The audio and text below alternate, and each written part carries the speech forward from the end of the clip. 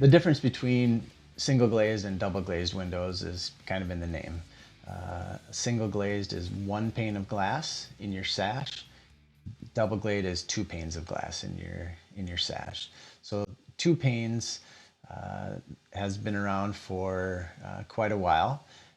What that allows you to do is to put some type of gas or air in between those two panes of glass. And the gas that we commonly use is argon gas, is the insulating gas that's in between those panes of glass.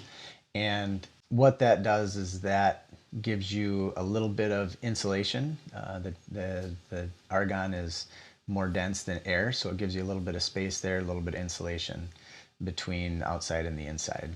And when we're talking glass spacing, we're talking, maybe 7/8 of an inch to an inch.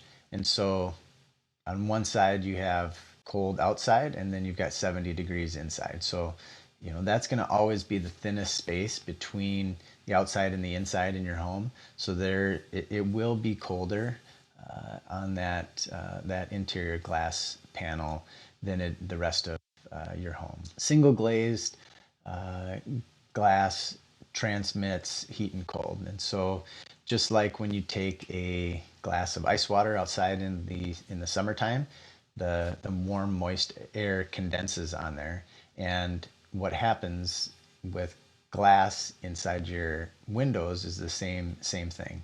When that interior glass temperature gets to a point where the warm moist air can condense on it, that's where you get some of the condensation and frost and those kinds of things on the inside of your glass inside your homes. So that way to stop that, the window manufacturers have gone to the spacer that they use in between the glass. They use a non-metallic spacer so that cold doesn't transmit from the outside glass pane into the inside, and helps to cut down on the condensation.